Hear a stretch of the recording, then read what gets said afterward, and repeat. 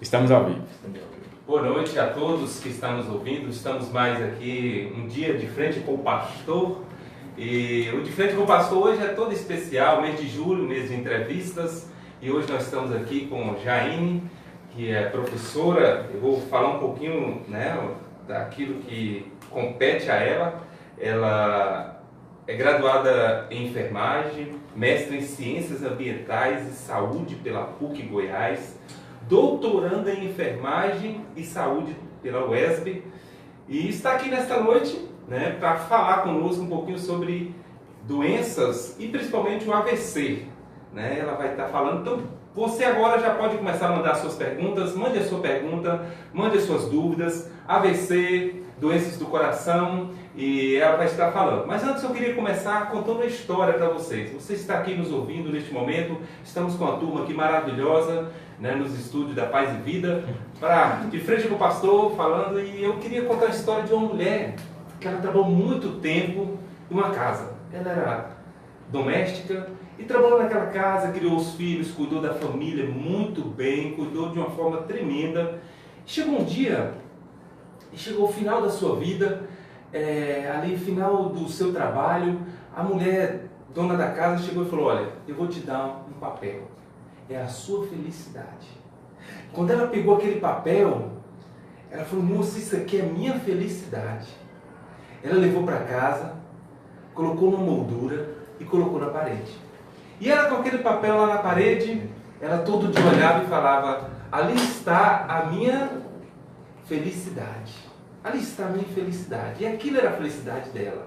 Ela pegou aquele papel, moldurou, colocou na parede, e era a felicidade dela. Um dia chegou um rapaz para visitá-la, e quando chegou ali, perguntou: o que é esse papel? Que papel? O que significa esse papel? Ela falou: é minha felicidade.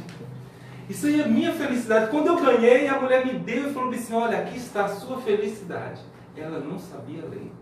E por não saber ler, nunca soube o significado daquele papel. E aí aquele homem pegou aquele papel, tirou da moldura e falou: olha, isso aqui é um testamento, é sua herança. Naquele momento ela começou a compreender muita coisa, falou: rapaz, eu aqui precisando, necessitando, e uma herança, eu tenho uma herança.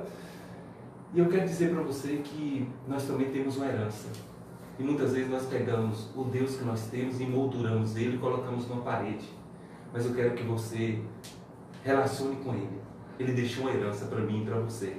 Que Deus possa abençoar a sua vida e dar uma noite de paz. Você está de frente com o pastor. E nesta noite nós vamos falar aqueles parceiros que sempre estão conosco. E são parceiros que nos ajudam aqui nesse programa. Ou seja, nós temos a Avomac, uma empresa especializada em materiais de construção que fica ali no bairro Alvorada.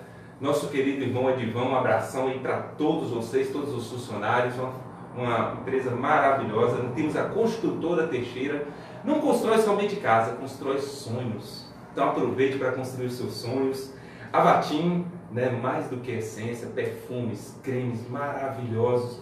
Procure ali a Vatim. Nós temos a Livraria Primícias especializada em Bíblias, livros, materiais evangélicos. Está ali na Praça José Ferreira, no centro da cidade. Nós temos o Açaí Farias Filho, lá no bairro Santo Antônio. E a semana passada ele sorteou aqui 1 quilo de açaí. E hoje nós temos a Livraria Primícias.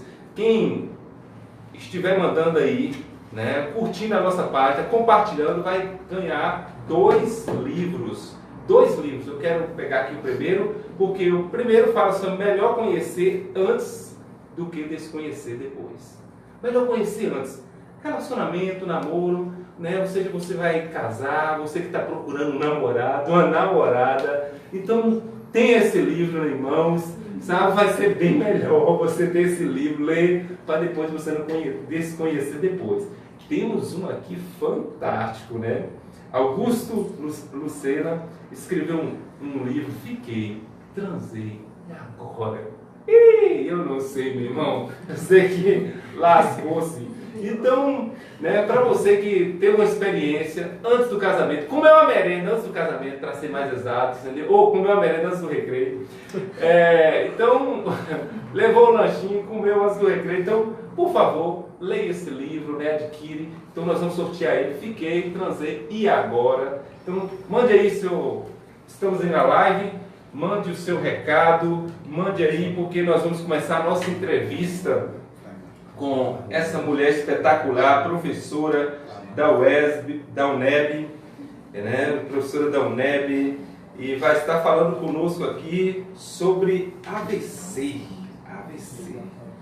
E nós já temos aqui algumas perguntas que eu deixei aqui já preparada, e eu queria saber. Boa noite, Jair. Boa noite, pastor. Boa noite a todos que estão assistindo o programa. É isso aí. Como é que tá as coisas? Tudo bem. Tudo bem? E me fala aí, você especializou, fez mestrado em que área?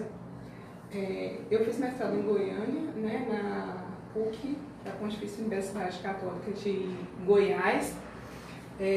Eu trabalho desde o mestrado com cuidadores de pessoas que tiveram o AVC, né, que é conhecido popularmente como derrame, né?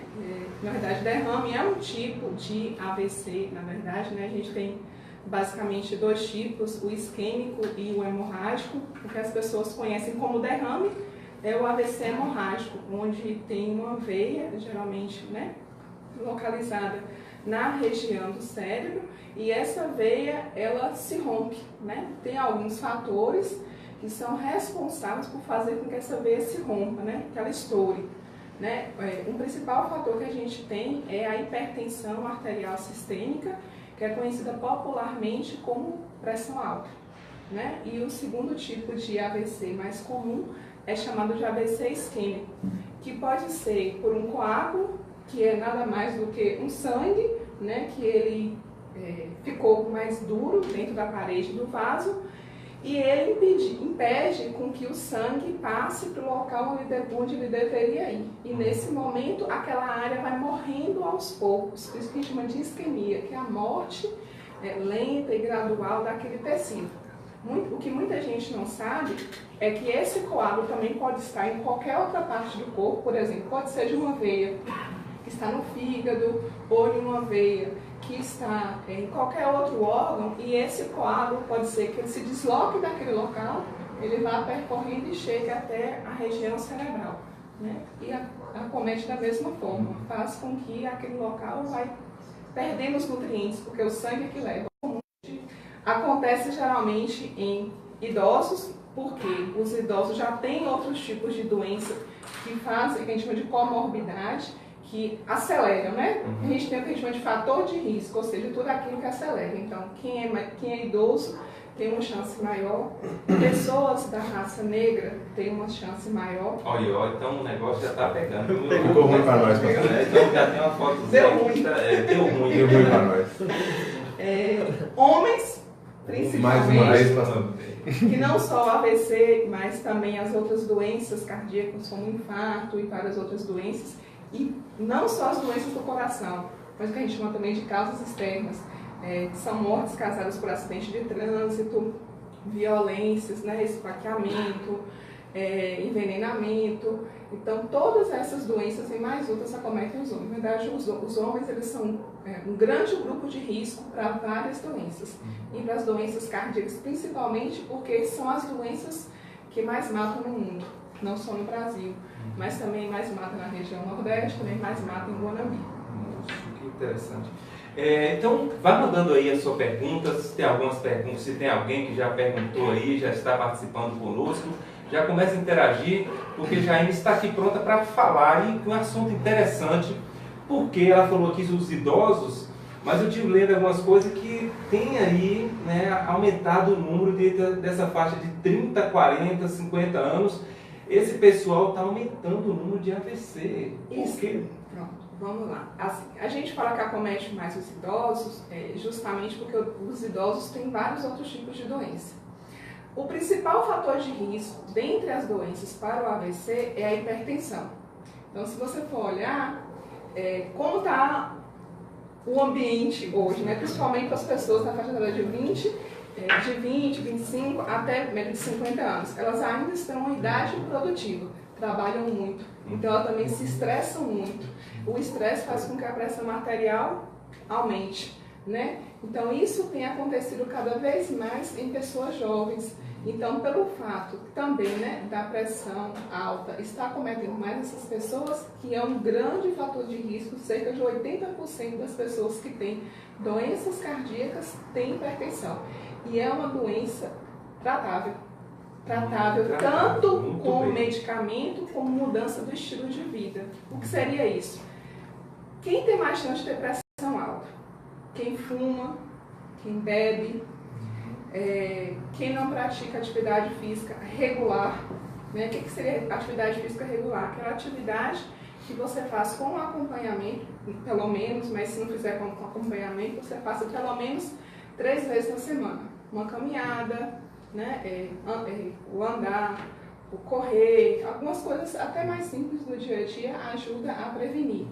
A alimentação, reduzir quantidade de sal que é colocado na comida, e a gente traz isso com responsabilidade muito para o ambiente feminino, que é quem cuida, né, da questão do alimento da casa. Muitas pessoas usam muita gordura para cozinhar, né? Aí eu até conversei com um nutricionista amigo meu, ele falou bem assim, eu perguntei, mas por que tanta gente usa tanta gordura para cozinhar? Ele falou bem assim, é porque nunca ninguém provou o gostinho do óleo antes de colocar na comida. Assim, coloque um dedo de óleo, coloque na boca para você ver o gosto do óleo. Então, o óleo não é para dar gosto à comida, né? Ele é para, se for no arroz, para deixar o arroz mais solto. Isso, né? Lubrificar um pouco. Isso, o ideal seria cozinhar o arroz, por exemplo. O ideal seria cozinhar esse alimento sem a gordura, e depois dele pronto, colocar o azeite por cima, que quando você esquenta o azeite, ele perde o efeito. É bom, né? Ele é bom desde que ele não seja aquecido. Ô Jaine, interessante, por que nós colocamos o cristão e a saúde do cristão? Porque os cristãos, eles não bebem, mas automaticamente eles compensam, né? Compensa porque tudo para o cristão, nós cristãos, nós terminamos em festa. E é muita Coca-Cola, muito refrigerante, né? Muita carne. Né? Na roça mesmo no retiro nós assamos um costelão. Imagina o que tem de gordura numa costela. Né? Uma costelação, quando ele estava assando lá, aquele gordureiro acendia o fogo, era algo fantástico. Então isso né? Então lá no retiro a gente comeu muito, né? Então por que a gente chama essa atenção? Porque nós precisamos mudar ter essa atitude. Você deu uma palestra aqui o ano passado, foi muito bom. Várias pessoas testemunham até hoje, porque mudaram ou seja, tiveram a forma de encarar essa questão da alimentação, do exercício. Então mudaram porque ouviram isso. Depois você vai falar mais sobre essas práticas.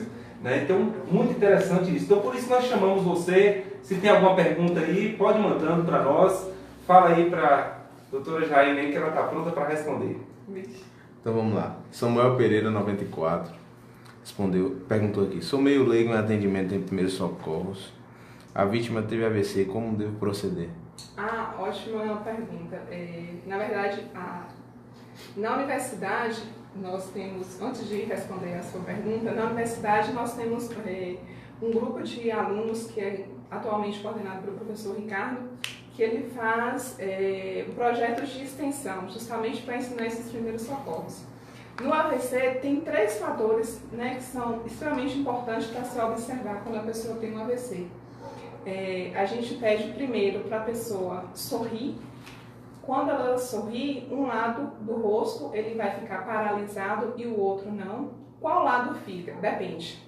Para cada pessoa isso funciona de uma forma diferente. Então, por exemplo, no cérebro a gente tem umas fibras que elas são cruzadas.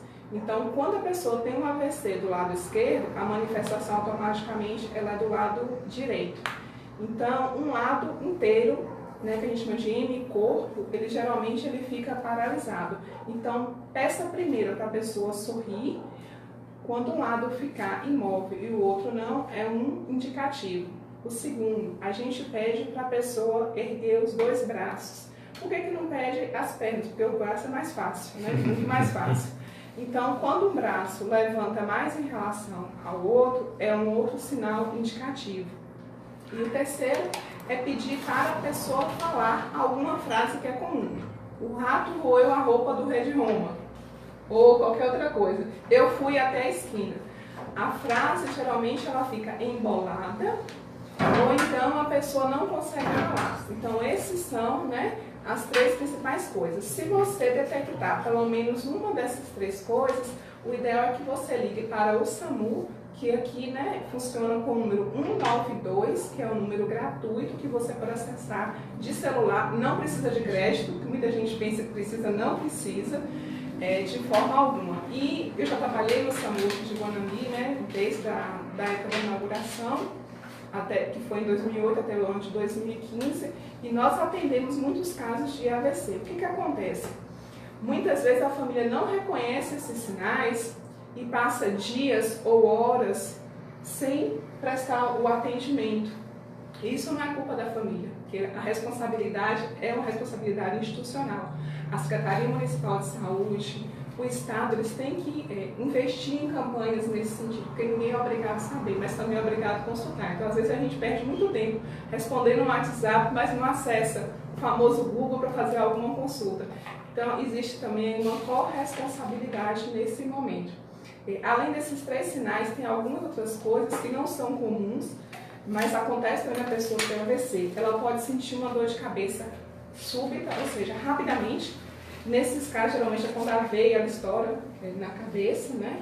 Então, é ideal, se por acaso não conseguir não conseguir detectar o SAMU, a ambulância estava em alguma ocorrência, pegue um carro rapidamente e leve a pessoa para o hospital. Qual seria a posição? Coloca a pessoa no banco da frente, deixa esse banco reclinado e lateralize a pessoa. Por que a gente lateraliza? Porque corre o risco de algumas pessoas terem compulsão e nesse momento vomitar, né? Para que a pessoa não engasgue com o próprio vômito, o ideal é que ela seja conduzida lateralmente e nunca esquecer o cinto, independente disso, né? O cinto de segurança que ele é extremamente importante.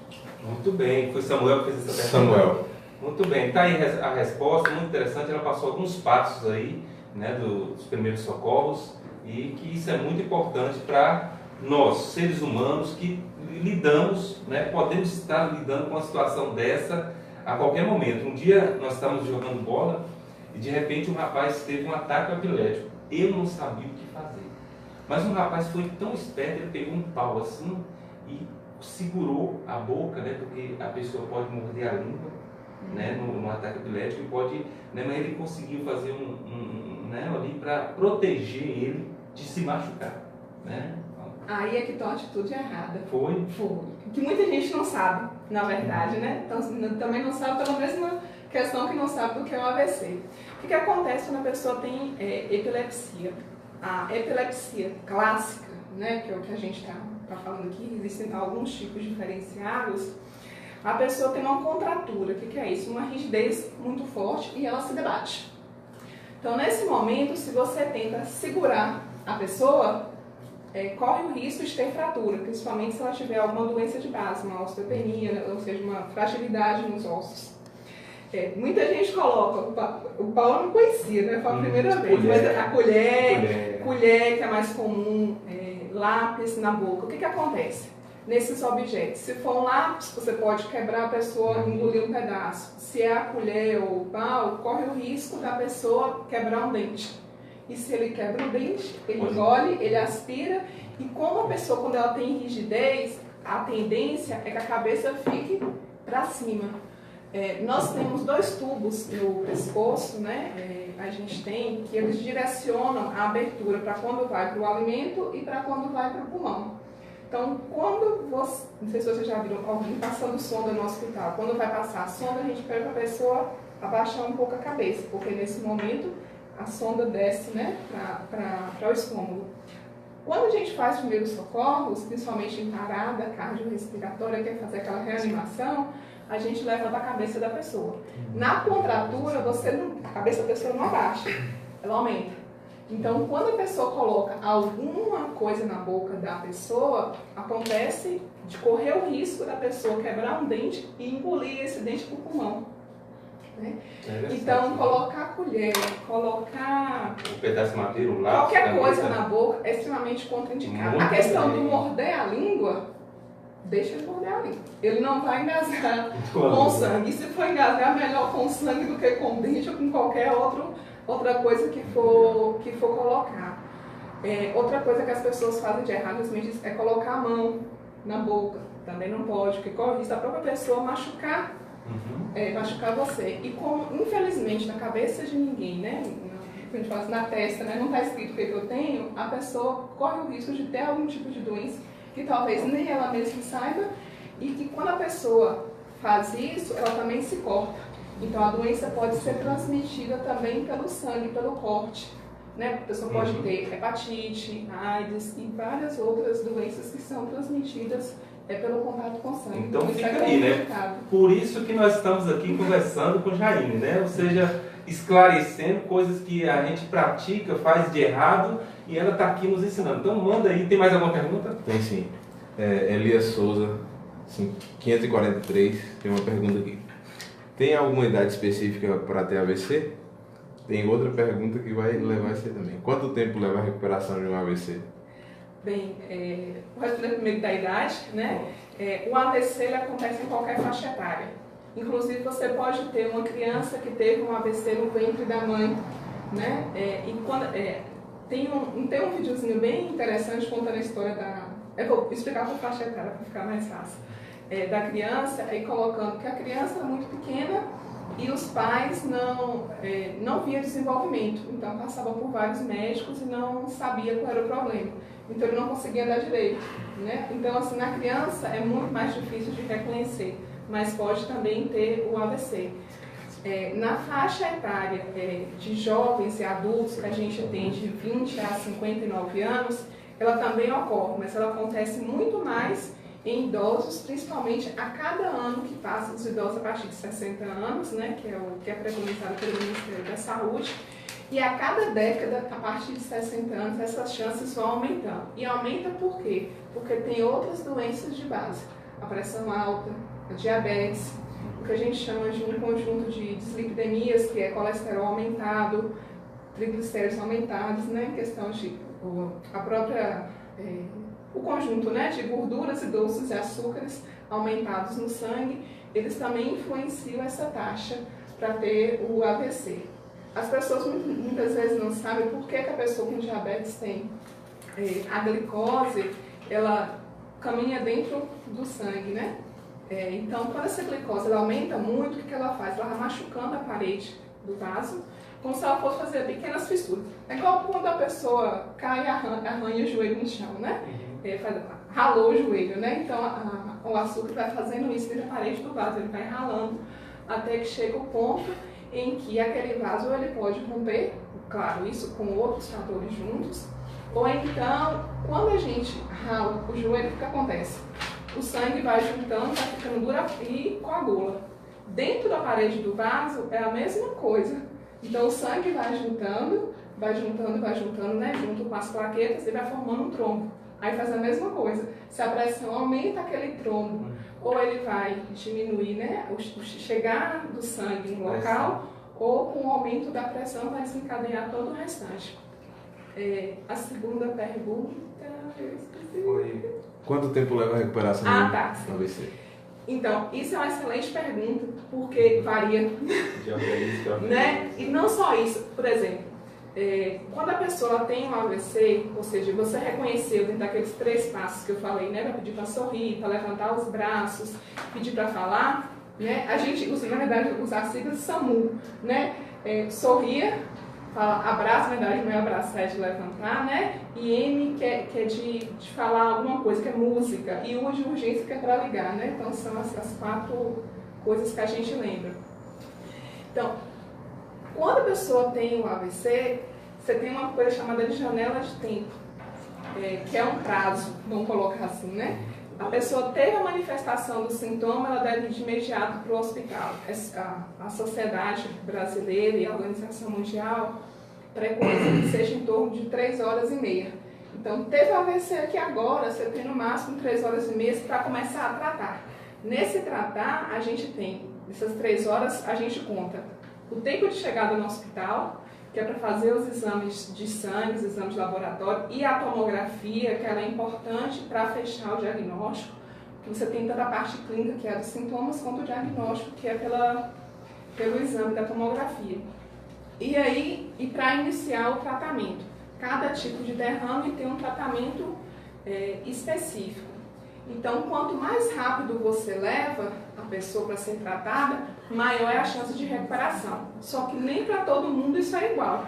Porque você tratar um jovem com AVC que não tem doença nenhuma é uma coisa. Você tratar uma pessoa que pode ser jovem também, mas ela tem fatores de risco, como pressão alta, diabetes, colesterol aumentado, é pessoa sedentária, então as chances são totalmente diferentes. Por isso que a gente pede para investir tanto na questão do estilo de vida saudável, né? Então praticar exercício, se alimentar de uma forma adequada, isso é extremamente importante.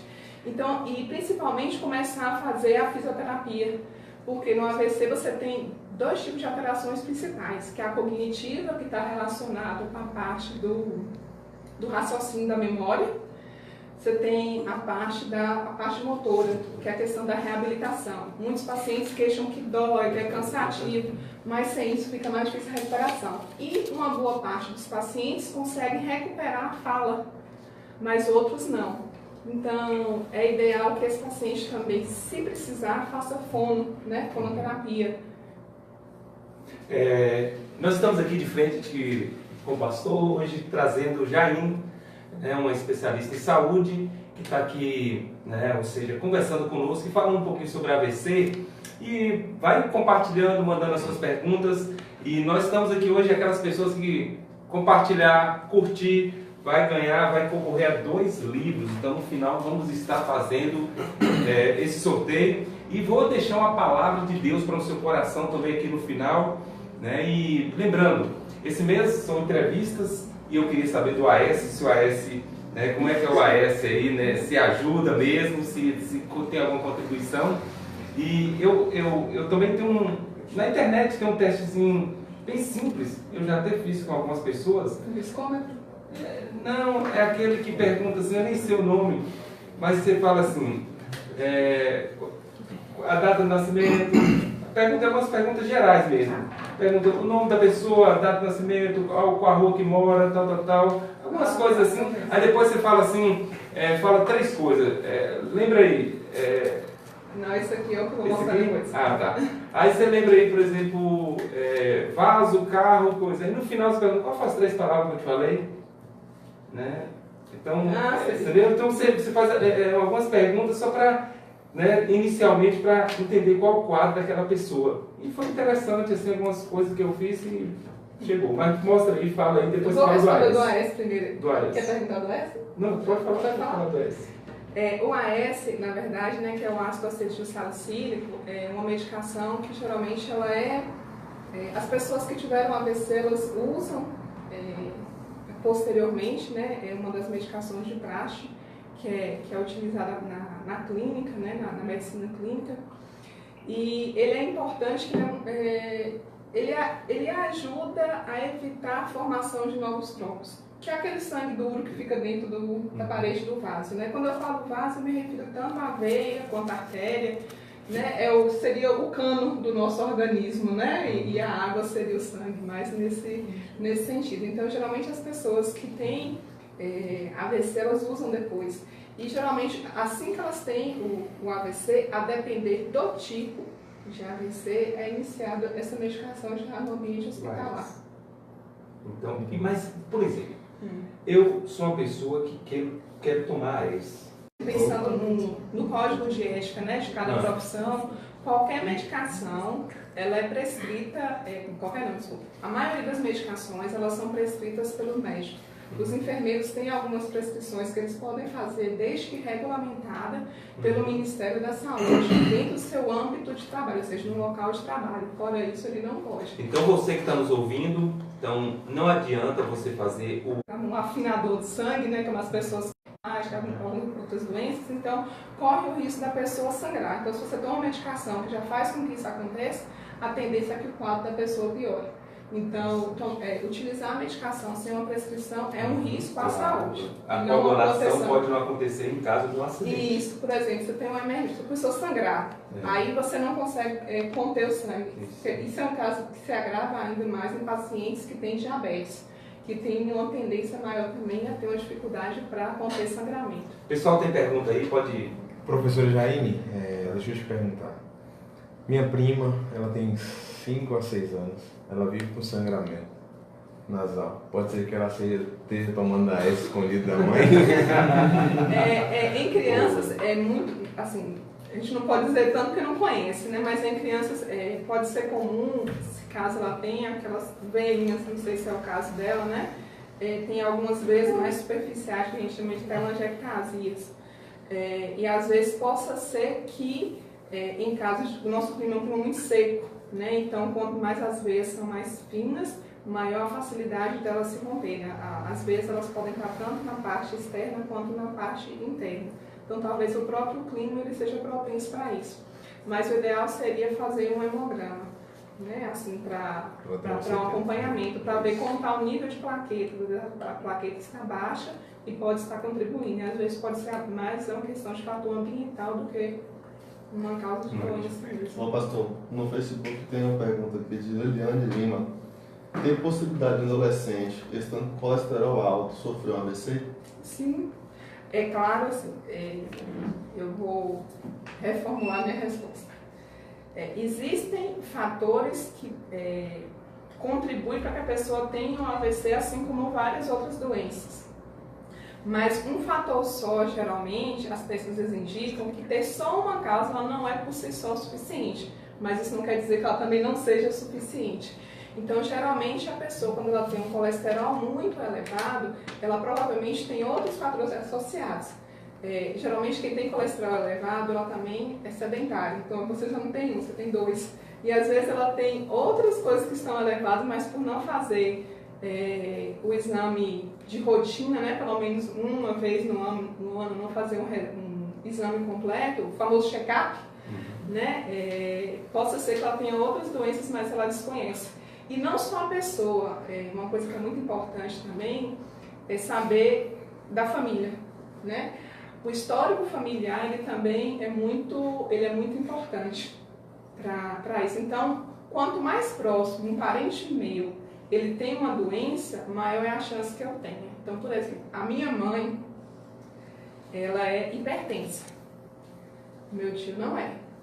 Mas, vamos lá, minha mãe é hipertensa, minha avó materna é hipertensa, meu avô materno não é hipertenso, mas ele teve AVC, fora isso, saúde está ótima, minha tia teve AVC. Ou seja, eu tenho uma chance muito grande de desenvolver pressão alta, porque eu tenho um fator genético atrelado a isso. Isso quer dizer que eu vou ter? Não necessariamente, que é a mesma coisa do colesterol alto. Então, se eu não controlar a minha alimentação com sal, né, da gordura, diminuir a ingestão de massas, do famoso pãozinho, né, que deixa faltar, do bolinho de mandioca, latitina, né, o pão de queijo, aquelas coisas todas. Ou seja, se eu não me cuidar, eu tenho uma chance maior em relação a outras pessoas que não apresentam esses sintomas, né, ou pessoas na família com esse mesmo fator também de ter uma chance. Então, eu tinha até saído daqui com uma pizza, mas aí não pode. Pode comer uma fatia, vai comer duas. Pastor, respondendo a pergunta de Arthur, que ele perguntou se o AVC poderia ser hereditário, ela já respondeu. Nós temos aqui, professora Jaine, uma pergunta. Existe algum sintoma de alerta que antecede o AVC? Tipo, algo que você pode ir já para o hospital antes de acontecer? Certo. Prevenir? O AVC, ele é uma doença aguda e também crônica. O que é isso? Um caso agudo é uma coisa que, ó, aconteceu. A gente não previu. Vocês previram que ia fazer isso? Não. Então, o AVC é uma doença que ela tem essa questão, né, de ser agudo. E é crônico depois quando a pessoa volta para casa, e depois eu vou falar um pouco da questão da família. Então, o que a gente pode fazer é prevenir. É claro que tem algumas coisas que elas dão um pequeno indicativo de que pode ser AVC, mas como eles também se confundem com outras doenças, fica difícil de dizer que é. Então, na dúvida, procurar a unidade de saúde, né, mais próxima. Então, o que geralmente pode acontecer? Aquela dor de cabeça, que é um sinal bem clássico, né? Aquela dor de cabeça que começou assim, ó, de uma hora para outra. E vem assim, parecendo que foi uma facada enfiada na cabeça, né? Acontece rapidamente.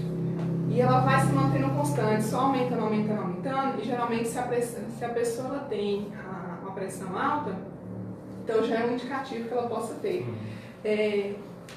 Eu tenho experiência pela conversa, né, do mestrado com as pessoas que tiveram AVC, que às vezes começa assim. Tem uma senhora mesmo que ela era lavadeira. Então ela sentia uma dormência constante no braço. Só que ela não se dava conta disso justamente por quê? Porque era o trabalho dela, ela se esforçava com aquilo, então ela não tratava. E também não procurou a unidade de saúde. Então, alguns pequenos alertas são dois daqueles, né, que a gente fala dos sinais, sentindo qualquer dormência diferente no corpo, não só isso, né, mas associado com outras coisas, como por exemplo, uma dor de cabeça. É importante que procure a unidade de saúde, que pode ser o famoso posto de saúde, né, que fica no bairro que a pessoa mora, ou na UPA, que é na unidade de pronto atendimento, ou no próprio hospital regional, que é o hospital que a gente tem aqui, mas como tem outras pessoas também, né, que estão assistindo, que são de outra região, o hospital que estiver mais próximo para poder procurar. Porque pode ser não ser nada ou pode ser alguma coisa. Quando eu digo não ser nada com relação à doença, o que acontece? A gente tem um quadro de ansiedade, que aí o senhor vai entender, ele está muito melhor do que eu sobre isso, mas quando a pessoa tem uma ansiedade em um grau muito alto, ela começa a ter, e já aconteceu isso com pessoas próximas, né, muito próximas mesmo, de estar com o braço formigando, o coração acelerado e a pessoa pensar que está tendo um infarto ou alguma coisa assim. Aí você vai para o hospital, né, faz o eletro, outros exames, né, específicos, alguns marcadores enzimáticos para poder avaliar e não tem nada. Então, assim, doença é assim, muita coisa junto, parece que é alguma coisa, a gente só sabe ou não quando é atendido para ter certeza. Mas, assim, é sempre bom, assim que tiver alguma operação, procurar uma unidade de saúde, que é recomendado. Nós já estamos quase encerrando o nosso bate-papo aqui, de frente com o pastor, e eu queria que você deixasse assim, alguns conselhos, né, para os ouvintes que estão... Tem alguma pergunta aí? Uma pergunta, pastor. Essa pergunta é minha. Eu tenho um tio, ele é policial, ele é muito renomado aqui em Guanambi, Braga. Ele teve AVC há pouco tempo assim, há 2 anos, e às vezes ele tem uns lampejos de memória e falha. Uns lapsos. Uns lapsos de memória. Eu queria saber assim, qual o método mais eficiente, mais eficaz para poder ajudar assim mesmo quando estiver faltando a memória. Mas me explique melhor como é isso faltar a memória. Me chamando por outro nome que eu nem sabia. Perguntou por minha mãe, sendo outra pessoa, tipo, as pessoas de fato são pessoas reais. Só que são outras pessoas de outras cidades, que não tem nada a ver. Entendi. O que acontece? Lembra que eu falei que o AVC ele tem 2 características principais, são as alterações cognitivas e motoras. Algumas pessoas ficam se lembrem posteriormente do que aconteceu. Aí, caso ele não recorde, possa ser que a área que foi afetada, né, aquele neurônio daquela parte, ela morreu. Então, por exemplo, dentro do cérebro, cada parte dele é responsável por alguma função. Vamos pensar que é como se fosse um jardim. Você está com uma grama, aí você molhou ela aqui, ela está saudável. Aí, de repente, você ficou 1 semana sem molhar aquela parte ali. O que acontece com a grama? Daí pra frente, ela vai morrer. Aquele pedacinho que morreu, ele volta? Geral, pode ser que sim, pode ser que sim, não. Mas no neurônio, a parte que pode ser que sim não é real. Aquela parte que morreu, ela morreu. Né? Isso. Então pode ser que foi só um fragmento daquela região que era controlada pela memória que ela teve, que talvez ela não morreu, mas ela teve uma isquemia, ou seja, ele não morreu, mas é como se fosse um quase morte. né? Então, às vezes, fica dando tilt, né? Fica falhando. Então, o ideal é que nesse momento, quando ele perde, é deixar ele se falar, né? E depois você retomar para ele a realidade. Entendi. Ô pastor, uma pergunta que eu acho que é meio interessante, é um mito, no caso seria um mito, né? Catarina perguntou, é verdade que se uma pessoa estiver tendo um ataque de AVC, se você der um comprimido, seja qual for, ajuda a diminuir a crise? Eu desconheço cientificamente, né? Eu desconheço essa informação. Pois é, Catarina, você só mandou isso aí para ver se você ganha os livros. Eu já entendi. A participação era essa. Foi só para participar, um abração aí para você, meu Catarina. Ô, gente, eu sei que tem muitas perguntas e perguntas legais, entendeu? Mas o nosso tempo não vai ser possível, daí a gente faz remarca novamente, um bate-papo legal, porque é um assunto muito pertinente, muito maravilhoso para a gente se conversar sobre ele.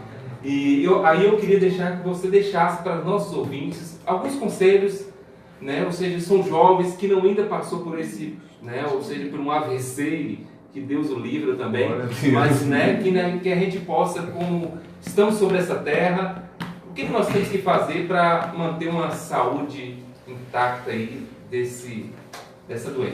Que ela é, na maioria das vezes, prevenível, por que não prevenir, né?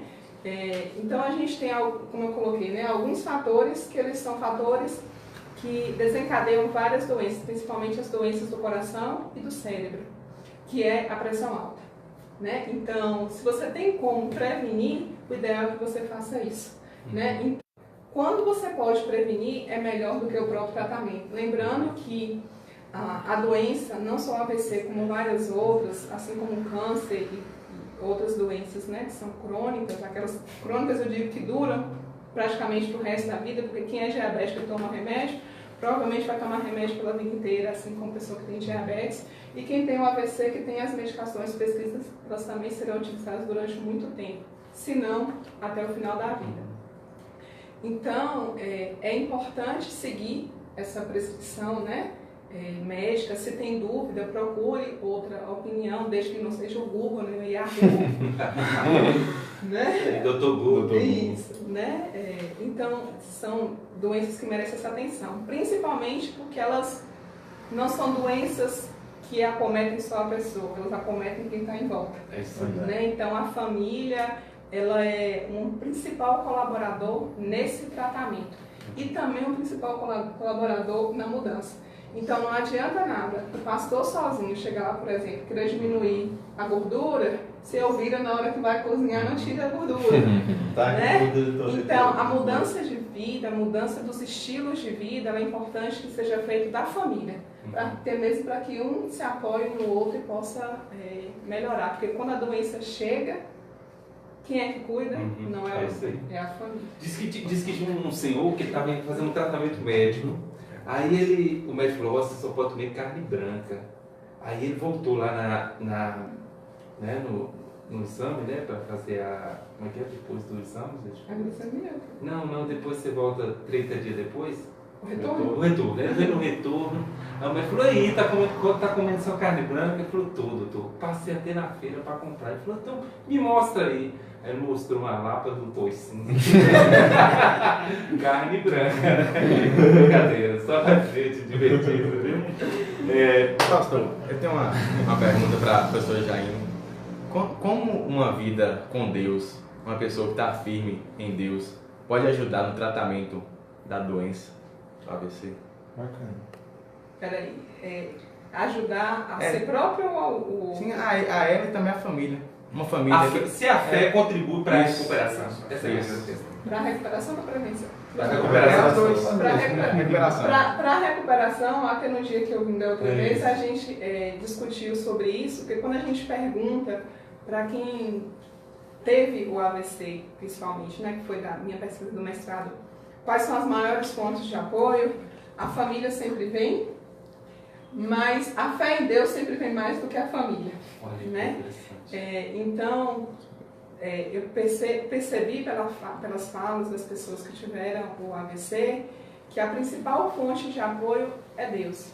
É Deus na hora que eu estou tendo a manifestação dos sintomas, eu me apego, tomara que eu não piore. Quando eu estou no hospital, tomara que eu me recupere. Quando eu chego em casa, que essa recuperação seja maior. Então, Deus ele serve como um alicerce crucial do início até os momentos finais da reabilitação. E a família também. É a principal fonte de apoio. O reforço em Deus para que me dê força para que eu possa ajudar o meu familiar. Né?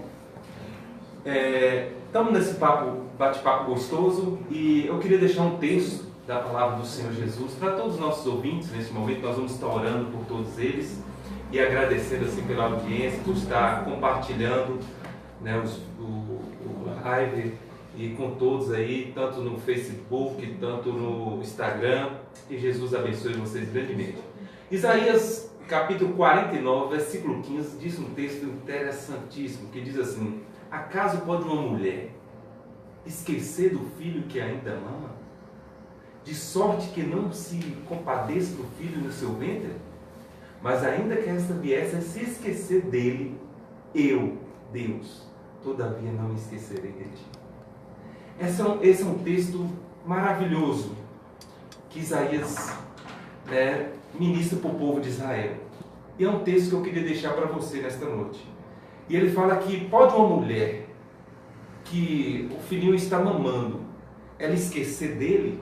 Aqui está Jaine, que é uma mãe, sabe que é quase impossível isso, né? Porque ela se prepara para esse momento e sabe como esse momento é importante e ela fica toda preparada para esse momento. O filho ali, né, dá um chorinho, a mãe já acorda, a mãe está toda ligada ao filho. E o profeta fala assim: ó, se a mãe esquecer, a mãe pode esquecer, porque a mãe é um ser humano. Mas Deus não vai esquecer de você de forma nenhuma. Então, seja onde você estiver, o que você está passando, está enfrentando, Deus contempla a tua vida. Deus é o teu Senhor, Deus é o teu Pai. E que o que você está enfrentando, coloque diante de Deus. Abre o teu coração para Jesus. Pouco você está enfrentando uma doença, você está passando por um processo, sabe, de reabilitação aí de um câncer, de um AVC, de um infarto, de um acidente. Mas que Deus esteja trazendo agora uma paz genuína no teu coração. Ele está com você. Ele não esqueceu de você. Pouco você sente que os seus familiares te abandonaram, as pessoas não ligam mais, mas Deus te contempla. Ele é teu Senhor, teu Pai. E nós queremos orar por você, né? Ou seja, não queria cantar, hoje não vamos cantar não. Nós vamos orar. E neste momento eu queria orar e agradecer pela vida da Jaine, que contribuiu de uma forma toda especial conosco aqui, com vocês, com toda a sociedade, né? Que Deus esteja assim abençoando poderosamente cada vida. Amém? Amém? Não importa a tua religião, não importa o teu credo religioso, eu quero dizer para você que Deus te ama e Ele tem um propósito na tua vida. Deus, eu te louvo e te agradeço, Senhor. Te agradeço por este momento, oh Deus amado, por estarmos, ó Pai, aqui nas redes sociais, e aonde, Senhor Deus, ó Pai amado, a minha voz estiver chegando, que o Espírito Santo possa estar ministrando em cura, libertação, restauração, força. Oh Jesus amado, abençoe todas as famílias, cada lar, Senhor. Deus amado, esta vida que está aí, Senhor Deus amado, achando que está só, mas o Senhor está com ela. O Senhor contempla a vida dela. Venha fortalecer e abençoar em nome do Pai, do Filho e do Espírito Santo. Amém. Quero dizer para vocês que a Paz e Vida, temos culto nas quarta-feiras, às 19h30. Temos culto ao sábado, às 18h30. Culto do jovem, está sendo uma bênção. Escola Bíblica Dominical, às 9 horas da manhã. E à noite, o nosso culto às 19 horas. Venha participar. A Avenida Santos Dumont fica aqui na Avenida Santos Dumont. Ou a Paz e Vida fica na Avenida Santos Dumont. Né? A Paz e Vida fica aqui na Avenida Santos Dumont, 855. Venha cultuar conosco. Deus tem uma bênção para você. É uma igreja para você e sua família. Só queríamos agradecer, Jaine. Você quer mostrar? Mostra o menor se você não mostrou. E vamos fazer um sorteio aqui dos livros. É porque tem um aplicativo que a própria Organização Mundial do AVC desenvolveu, chama-se Riscômetro do AVC, que pode ser feito, né, por qualquer pessoa, pode baixar na internet, e aí ele vai perguntando alguns fatores de risco, né? Aí ele pega da idade, né? Que é um... Deixa eu só marcar. Já se pode ir. inclinar ele mais um pouquinho. Assim? Ah, Tá bacana. bom? Bacana.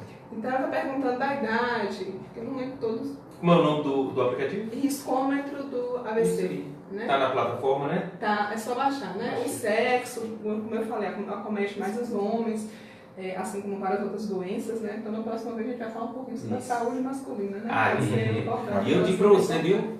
As mulheres se cuidam mais. As mulheres têm, né? Todo ano tem que passar pelo médico. Nós homens, entendeu? Enquanto estiver andando, pedalando, tamo aí. Dá pra jogar bola, né, boa, pastor? um medo de médico terrível.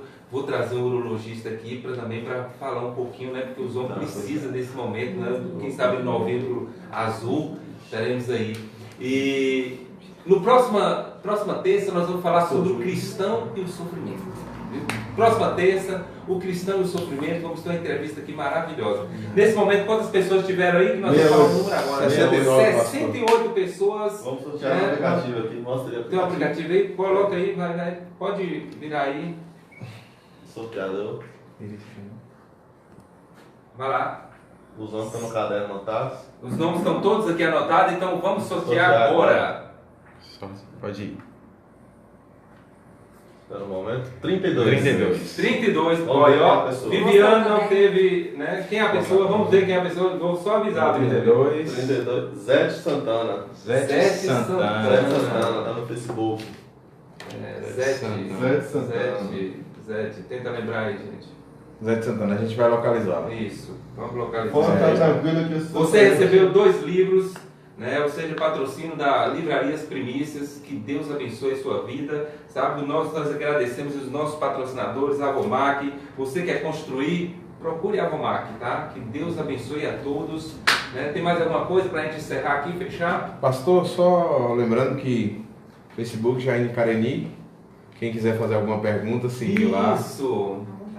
É bacana. Fala de novo aí o nome dela, Jaine Careni. Kareni. Que Deus abençoe, obrigadão, viu? Que Jesus abençoe a sua vida. Obrigado por ter vindo, né, no o nosso humilde estúdio aqui. Obrigado a toda a galera que está aqui conosco, tá? Que Deus abençoe a todos em nome de Jesus. Amém. Amém. Amém.